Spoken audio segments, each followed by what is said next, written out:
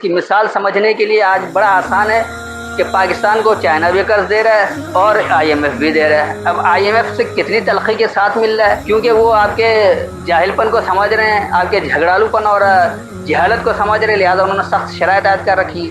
دوسری طرف چائنا یا سعودیہ جو آپ کے دوست ممالک آپ کو دے رہے ہیں، وہ بھی تلخی سے رہے ہیں، لیکن وہ آپ کی کم عقلی کی سزا سمجھ رہے ہیں کہ کم عقل لوگ ہیں، چلو ان کو دو، ان کو زیادہ وہ اگر سزا مل گئی تو ایسا نہ ہو کہ وہ زیادہ دہشت گرد بن جائے۔ ایسی ترقی ہو رہی ہے علم کی وجہ سے، یہ ہے فی البحر کالعلام، سائنس ایسا علم دے رہا ہے، خوب علم دے رہا ہے بلا تخصیص بہاؤ دینے میں۔ وہ یہ نہیں کہہ رہا ہے کہ میں فلاں کو دوں گا۔ مثال کے طور پر بلب ایجاد ہوا تو اس نے یہ نہیں کہا کہ میں نے ایجاد کیا تو صرف میرے ملک میں ہو اور جگہ نہ ہو، بلا تخصیص بہاؤ دے رہا ہے اور یہ علم سے فائدہ اٹھایا جاتا ہے۔ ایسے مختلف علوم میں مختلف چیزیں ہیں، جیسے نیٹ ہے، موبائل ہے اور کتنی ہی ایجادیں ہیں، ان سب کو گنوانے کا وقت نہیں ہے اور نہ ایسا ہو سکتا ہے جتنا بھی ہو۔ اس لیے اللہ نے عالم لفظ استعمال کر لیا جمع کا صیغہ کہ خوب علوم کی طرح بلا تخصیص بہاؤ میں تمہاری منشا کے مطابق اس کے لیے جاری۔ السلام علیکم۔ یہ ایک سوال آیا ہے کہ قرآن میں موجود ہے کہ دو دریا بہہ رہے ہیں اور ایک کا پانی جو ہے وہ بڑا شیریں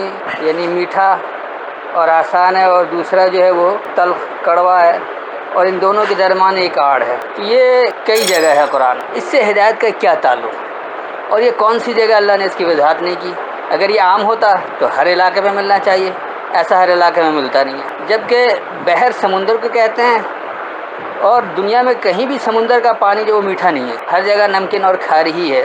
اگر کہیں کسی کو کوئی ایک آدھ جگہ مل بھی گیا ہو تو اگر کوئی ایک جگہ ایسی تھی تو اللہ کو اس جگہ کی نشاندہی کرنی چاہیے تھی، ورنہ اس کا ہدایت سے قطعاً کوئی تعلق نہیں ہے۔ تو آئیے آج انہی آیتوں کو سمجھتے ہیں۔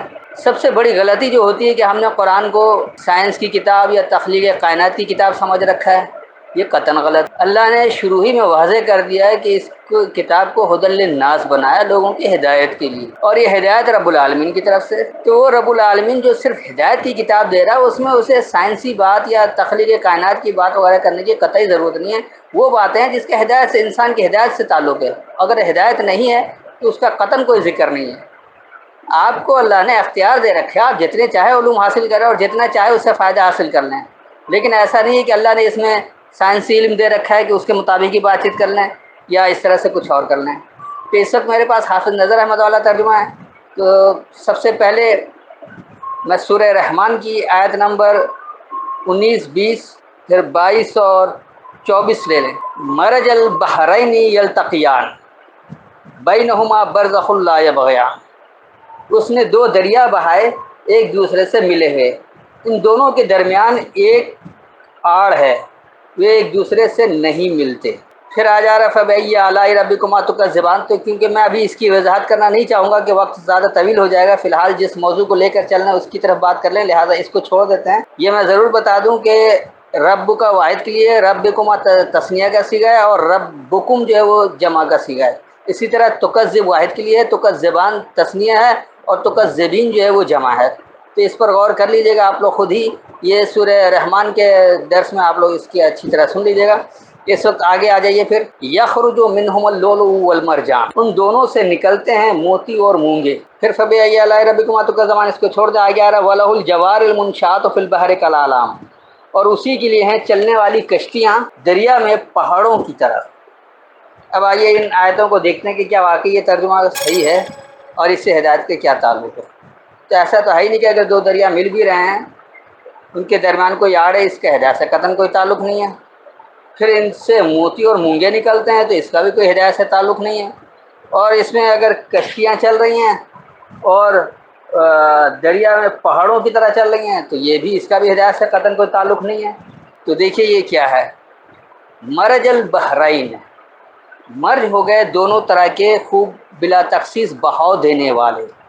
بحر بلا تخصیص بہاؤ دینے کو کہا جاتا ہے، البحر نے خاص کر دیا گیا ہے، تو یہ اس کا تثنیہ ہے۔ مرج البحرین، دونوں بلا تخصیص بہاؤ دینے والے مرج ہو گئے، مل گئے، یلتقیان یعنی وہ پیش کریں، باہم مل جائیں اور وہ پیش کریں، بینہما ان دونوں کے درمیان، برزخ ایک آڑ ہے، لا یبغیان اور وہ بغاوت نہیں کرتے ہیں، یخرج منہما تو خارج ہوتے ہیں ان دونوں سے، لؤلؤ والمرجان، یخرج منہما نکلتا ہے ان دونوں سے، جب یہ دونوں مرج ہوتے ہیں، ان کے درمیان ایک آڑ ہے اور وہ بغاوت نہیں کرتے، تو ان دونوں سے کیا خارج ہوتا ہے؟ لؤلؤ والمرجان، دونوں میں ال لگا ہوا ہے۔ لؤلؤ کہا جاتا ہے انتہائی چمک دمک، خاص چمک دمک، آرائش و زیبائش آپ کہیں، اور مرجان مرج سے ہے، یعنی جب وہ دونوں مرج ہو جائیں۔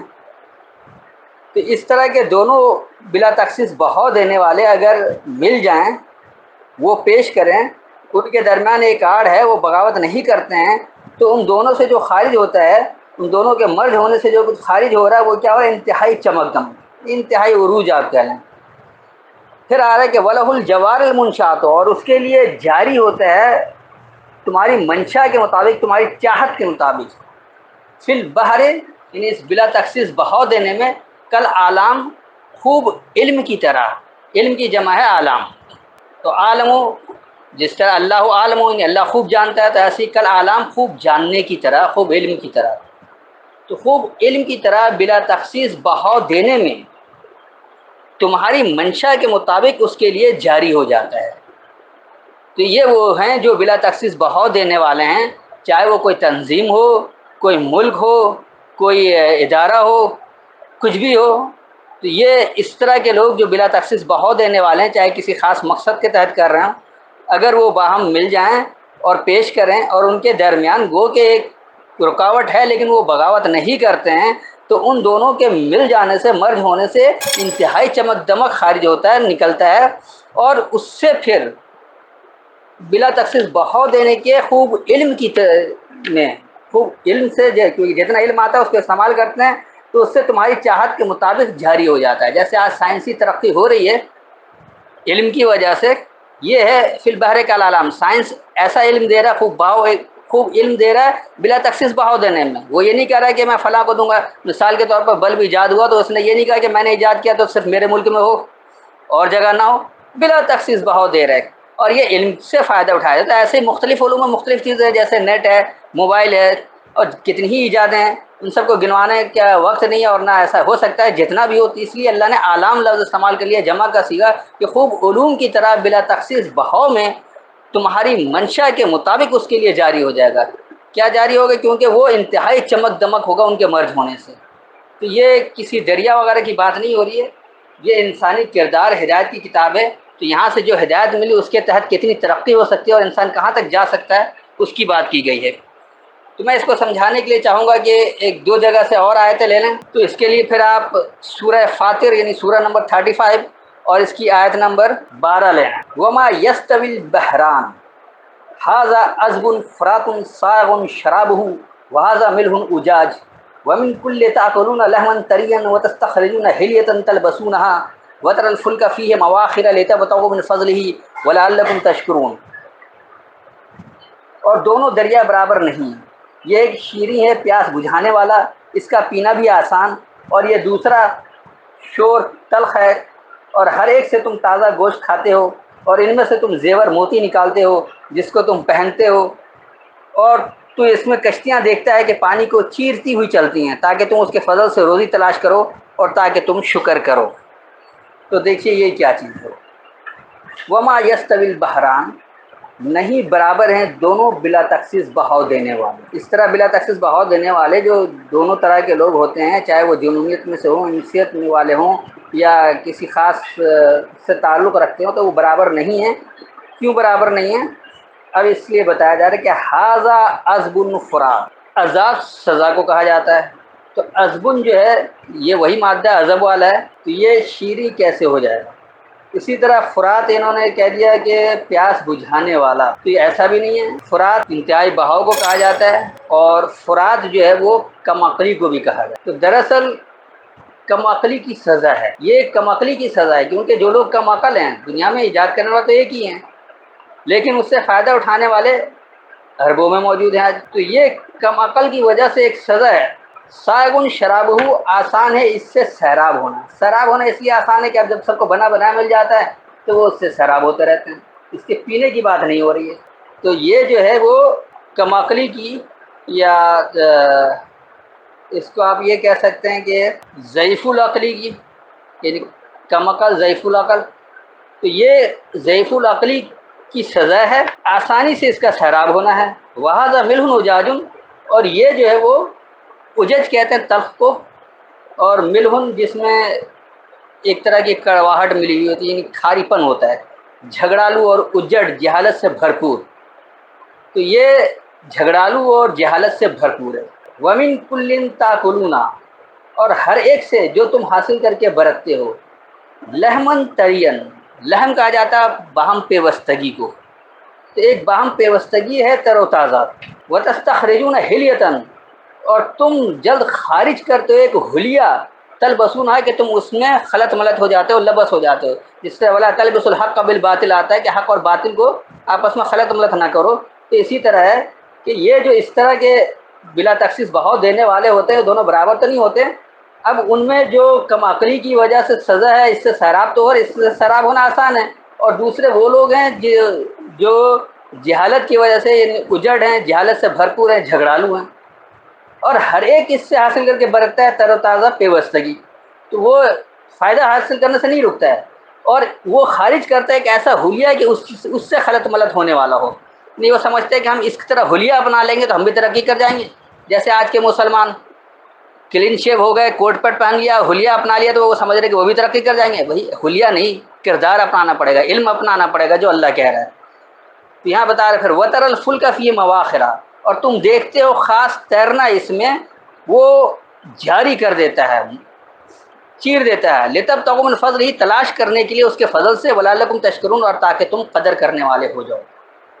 تو اس کا بھی ایک بار رواں ترجمہ کر دیتا ہوں، اور دونوں طرح کے خوب بہاؤ دینے والے برابر نہیں ہیں۔ یہ ضعیف العقلی کی سزا ہے، اس سے سیراب ہونا آسان ہے، اور یہ جھگڑالو جہالت سے بھرپور ہے، اور ہر ایک سے تم تازہ پیوستگی حاصل کر کے برتتے ہو، اور تم اس سے خلط ملط ہونے والا حلیہ خارج کرتے ہو، اور تم دیکھو اس میں تیر کر عمدہ چیز حاصل کرنا، تم اس کے فضل سے تلاش کرنے کے لیے، تاکہ تم قدر کرو۔ تو یہ اللہ کے فضل سے تلاش کرنے کے لیے کب ہوں گے؟ جب اس کا علم سمجھیں گے، اس طرح آگے بڑھیں گے، اور پھر اس کی قدر کریں گے تو وہ نتائج ملیں گے۔ ایک آخری آیت اور لے لیتے ہیں تاکہ بات انتہائی واضح ہو جائے، کیونکہ لوگ پھر جگہ جگہ سے پوچھنا چاہتے ہیں تو ایسا ممکن نہیں ہوتا ہے۔ تو یہ آ جائیے آپ سورہ فرقان، یعنی سورہ نمبر 25 اور اس کی آیت نمبر 53، 25 کی 53۔ وَهُوَ الَّذِي مَرَجَ الْبَحْرَيْنِ هَٰذَا عَذْبٌ فُرَاتٌ وَهَٰذَا مِلْحٌ أُجَاجٌ وَجَعَلَ بَيْنَهُمَا بَرْزَخًا وَحِجْرًا مَّحْجُورًا، اور وہی ہے جس نے دو دریاؤں کو ملا کر چلایا، یہ اس طرف کا پانی خوشگوار شیریں ہے، اور یہ دوسرا تلخ بد مزہ ہے، اور اس نے ان دونوں کے درمیان ایک غیر محسوس پردہ اور مضبوط آڑ بنایا۔ اب دیکھیے کیا ہے، وَهُوَ الَّذِي، وہی ہے جو کہ مرج البحرین، ملا دیا بلا تخصیص دونوں بہاؤ دینے والوں کو، ھذا عذب فرات، یہ ضعیف العقلی کی سزا ہے، وھذا ملح اجاج، اور یہ جو ہے وہ جاہل پن اور یعنی کہ جھگڑالو، وجعل بینہما، اور بنا دیا ان دونوں کے درمیان برزخن ایک آڑ، وحجر محجورہ، یعنی ایک رکاوٹ، سخت رکاوٹ۔ حجر پتھر کو بھی اس لیے کہتے ہیں وہ سخت رکاوٹ ہوتی ہے، تو ایک رکاوٹ ایسی جس میں سخت رکاوٹ موجود ہے۔ تو یہ جو لوگ کام کرنا نہیں چاہتے ہیں اور جو کام کرنا چاہتے ہیں ان میں ایک سخت رکاوٹ ہے، ان کے درمیان ایک آڑ ہے جو نظر نہیں آتا ہے۔ وہ عقل استعمال کریں گے تو سب کو نظر آ جائے گا، اور جب تک عقل نہیں استعمال کرتے وہ نظر نہیں آتا۔ فائدہ اٹھانے والے بلب سے جو آج فائدہ اٹھا رہے ہیں وہ کبھی یاد بھی کرتے ہیں کہ کس نے کیا؟ فائدہ سب اٹھا رہے ہیں۔ تو یہ یہاں بھی بات کردار کی ہو رہی ہے، میں بھی اس کا بھی ایک بار رواں ترجمہ کر دیتا ہوں، اور وہی ہے جو کہ دو خوب بہاؤ دینے والوں کو مرج کر دیا، یہ ضعیف العقلی کی سزا، اور یہ جاہل پن اور جھگڑالو، اور ان دونوں کے درمیان نہ نظر آنے والا ایک آڑ بنا دیا، یعنی سخت آڑ جس میں پتھر جیسی سختی ہے۔ تو میرے خیال میں یہ وضاحت ہو گئی ہوگی کہ کہیں بھی کسی دریا کی ایسی بات نہیں ہو رہی ہے، نہ سمندر کے پانی کی بات ہو رہی ہے۔ ایسا اگر ہوتا تو ہر جگہ ہونا چاہیے، اور اگر صرف دنیا میں چند مخصوص جگہ ہے تو پھر اللہ کو اس جگہ کی نشاندہی کر دینی چاہیے تھی، اس کا نقشہ دے دینا چاہیے تھا، ورنہ تفصیل نہیں ہوتی، کیونکہ اللہ کہتا ہے میں حکم اور تفصیل دونوں دیتا ہوں۔ تو یہ ممکن نہیں کہ اللہ حکم دے دے اور اس کی تفصیل نہ دے دے۔ یہ کردار کی کتاب ہے، اللہ بتا رہا ہے کہ بلا تخصیص بہاؤ دینے والے بھی کئی طرح کے لوگ ہوتے ہیں، ضروری کہ وہ سب اللہ کے ماننے والے ہی ہوتے ہیں، اور وہ یوں ہی دے دیتے ہیں۔ بلکہ کچھ لوگ تلخی سے دیتے ہیں۔ اس کی مثال سمجھنے کے لیے آج بڑا آسان ہے کہ پاکستان کو چائنا بھی قرض دے رہا ہے اور IMF بھی دے رہا ہے۔ اب IMF سے کتنی تلخی کے ساتھ مل رہا ہے، کیونکہ وہ آپ کے جاہل پن کو سمجھ رہے ہیں، آپ کے جھگڑالو پن اور جہالت کو سمجھ رہے ہیں، لہٰذا انہوں نے سخت شرائط عائد کر رکھی۔